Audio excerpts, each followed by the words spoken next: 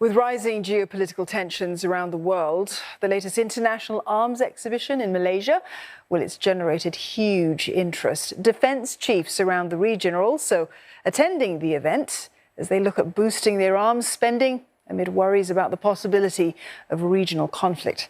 Melissa Goh reports from Langkawi.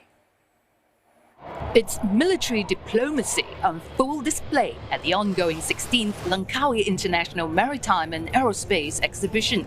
Held every 2 years on the resort island off the northern tip of Peninsular Malaysia, LIMA returns to steal the spotlight after a 4-year hiatus.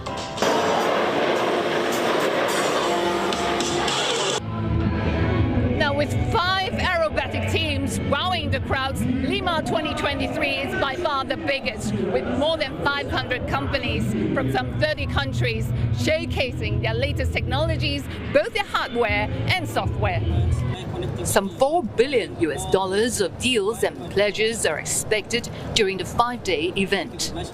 So the success of LIMA 2023 will inshallah reinforce Malaysia as a regional hub for the aerospace and maritime industries. Malaysia, that has traditionally kept its defence spending to no more than 1% of its GDP, saw a 10% budget increase this year. Its military and civil defence are in desperate need of a system upgrade, as current assets are said to be old and outdated. It's placed an order for 18 FA-50 fighter jets from South Korea. 이후에 42개월에 첫 비행기를 딜리버리 하게 되어 있습니다. 그래서 26년도 10월 달에 첫 비행기가 말레이시아에 인도될 예정입니다.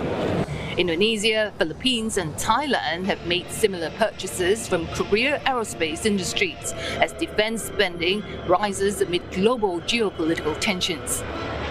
Closer to home, Malaysia faces challenges to keep its borders safe, although the last military foray was 10 years ago during the Zulu incursion in East Malaysian state of Sabah. Of course I will fight them. They are intruders. They intruded Lahad Datu. Security forces died. I have declared them as a terrorist, so... What's happening in eastern Sabah is still a concern. Sulu Sea is still not a completely secure area. There still needs to be a credible defense and security presence over there. You've obviously got issues and tensions happening in the South China Sea, incursions by foreign Navy vessels and foreign Coast Guard vessels into Malaysia. Malaysia has overlapping claims with Brunei, Indonesia, Vietnam and the Philippines in resource-rich South China Sea, which China claims is mostly theirs. The disputed waterways, which over a quarter of world trade passes, has become the center of rising geopolitical tensions between Beijing and Washington. The Pacific is, in fact, the locus of economic development, is the center of gravity of the security of the world, and I know Malaysia are going to do the right thing. Navigating the tricky waters is no mean feat, while ASEAN has restarted consultation with China on a code of conduct to regulate behaviors in the South China Sea.